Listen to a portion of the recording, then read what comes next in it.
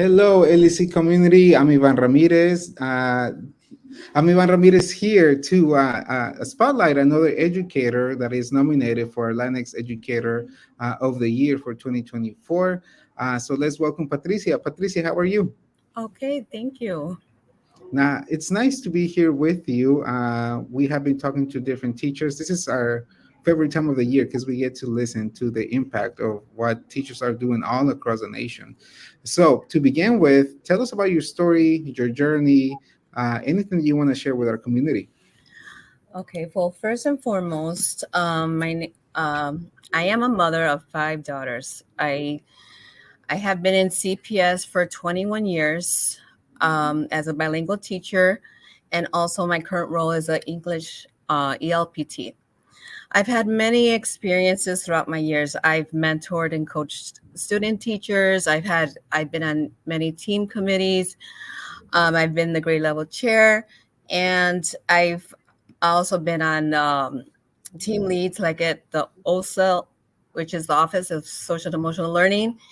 And I've been facilitating the MSI, was working with the partnership with the Museum of Science and Industry. I've also organized events, and I'm also on the ILT. Wow.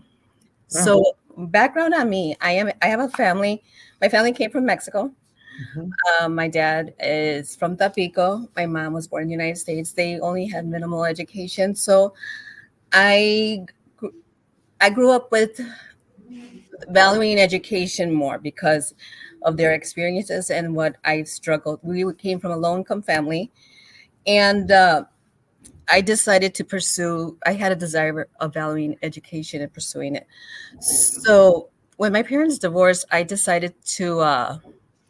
I lived with my father, and I enrolled myself at Jones Commercial, which is a selective enrollment school right now, one of the top selective enrollment schools in Chicago. And I graduated from there. Um, I became a young mom. So when I had my children, I would I got married, and then I went to work with my family, my husband's family, in a grocery store in Summit, Illinois. So I was in a grocery store helping organize the store, ordering for the store. It was called La Esperanza Supermarket at that time. And I saw the need to pursue education because I had children. So when I had my daughters, they were my inspiration because I saw that I wanted to ensure that they received an accessible and equitable education. Um, that looking for schools, and I've also tapped into looking for selective enrollment schools for them. And when I got them into a school, I started volunteering my time. So that ignited that passion in me to pursue education.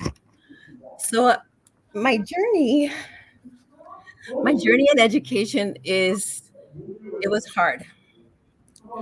I ended up getting divorced.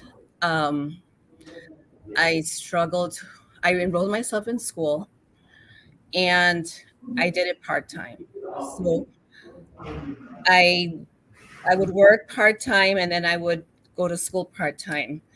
And throughout those years, going through the divorce, I eventually got myself into the University of Illinois at Chicago.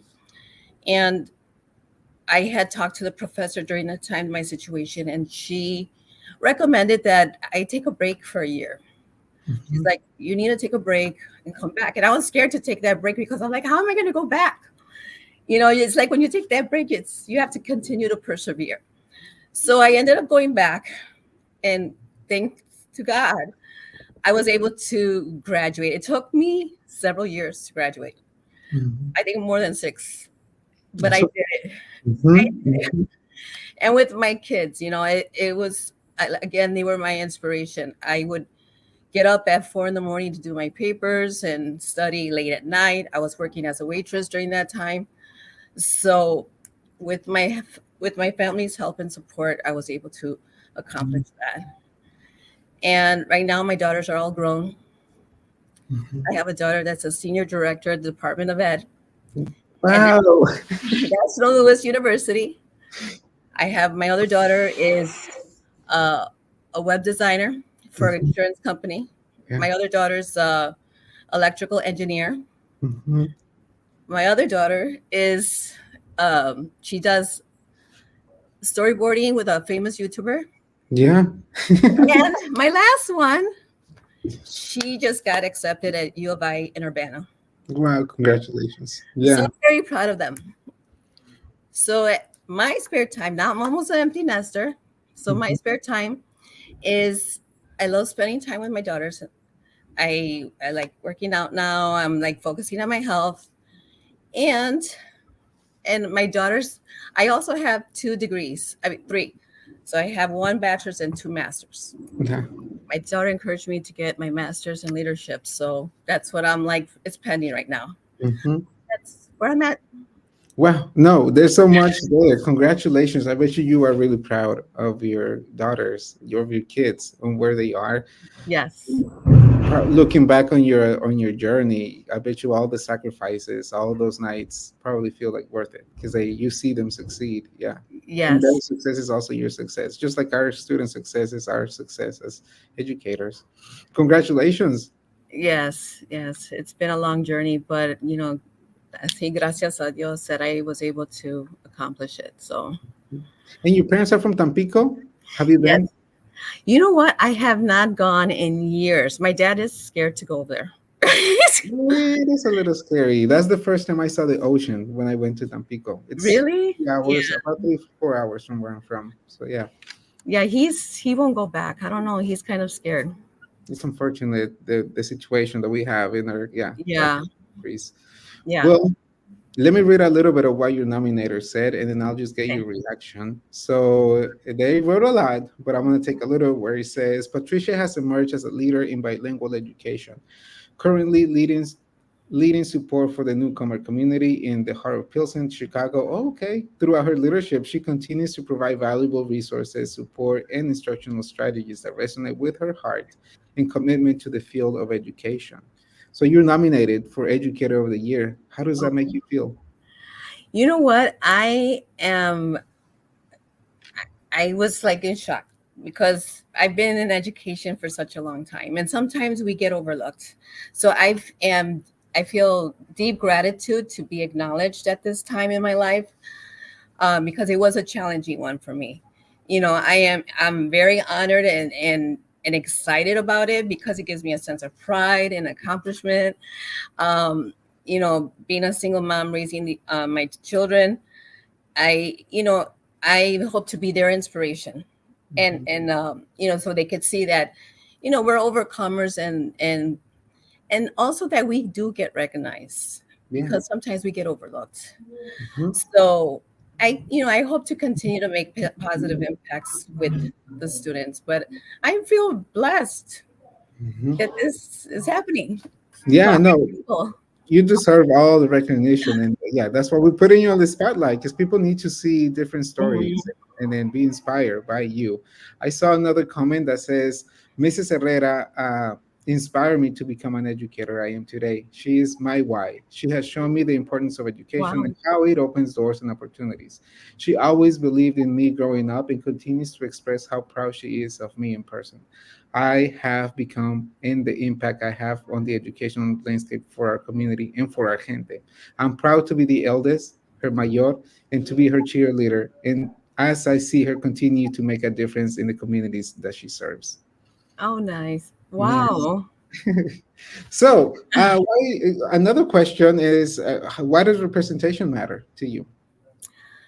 I think representation is so important for Latinos. I mean, right now, because with the influx of newcomers that are coming in, they need to see us in leadership positions. They need to see us being team leads and being, uh, acknowledged. Like my with my daughters, I've seen them as because they're adults now. I've seen them try to apply for positions and they get overlooked because they're Mhm. Latinos and they're Latinas and they get overlooked time and time again, and I feel like we need to have more representation, more diversity, So this it's common practice where we tap into the Latinx talent that's out there Yeah. Yeah.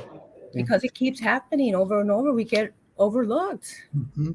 No, but I think you've done your part. I think you've put out amazing individuals to be educators, from what I read on the nominations. So I think, yeah, you are a great example of what we each can do individually to advance that representation in the classroom. Well, last question is, what you do a lot in the community, you do a lot for your own family and your students. What keeps you going? What keeps me going is the positive impact, that I see happening with my students. Um, I love building relationships with them, especially with the newcomers. They embrace me. They see that I embrace their uniqueness. I always tell them one of my famous sayings with my class is always "Si se puede, si se puede." So when we're doing an activity, I always tell them "Si se puede," and they know that I believe in them. So that inspires me to keep going, to continue to learn, to go to professional developments, to learn more best practices. That's why I'm asking, like, where are your conferences at? Because as with CPS, like, there's no money to, Mhm. before we used to have money to go to conferences and learn more and get more professional development and best practices. But now it's like we Mhm. have to pay out of our own pocket now. Yeah, yeah, yeah. Well, luckily, all, if not most, all of our offerings are free for any educator, Latino educator that is out there. So yeah, I'll be sure to follow up and send you all those links, so you can become more involved with our community. Yes, I would love to. Is there anything that you've learned with the newcomers, fresh people that come here into the educational system? Anything that you can tell us? When it comes to the newcomers, I see their eagerness to move forward. Like they want to learn so much. They're right now their goal is to learn English.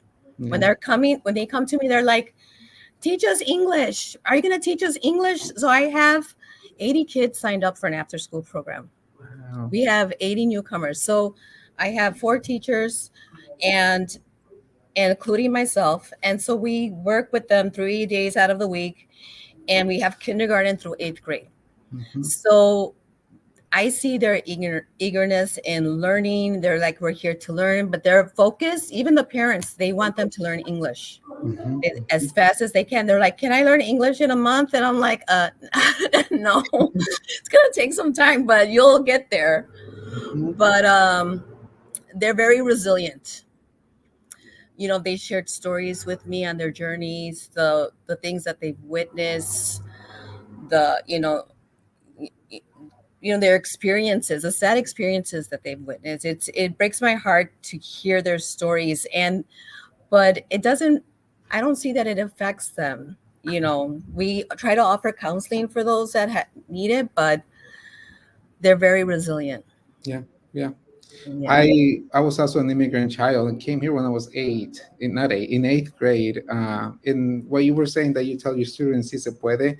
I remember my ESL teacher would always say, like, go to college, Mijo, go to college. So I bet you those students will always remember you saying that si se Yeah. puede. So, any last final words that you wish to tell us? Um, I just want to say that I hope my story is an inspiration. It was a difficult one. Um, Being a single mom, there was times where I was poor trying to get my education, but I didn't give up. And the one thing I want to share is not to give up. Mhm. It's very important to pursue your goals and you can achieve them. And it takes dedication and hard work, but you're able to do it. So, if my story could help someone, that's what I would like to accomplish. Yeah. Well, thank you. Thank you for yeah, being amazing and doing all what you do for your students. LEC community, this is it for now, but check out the rest of the interviews. And yeah, we'll talk to you later. All right. Well, thank you so much. Bye bye. It was like us in the place. We're sitting there like in the arena in Las Vegas. Like, When I started this LEC community,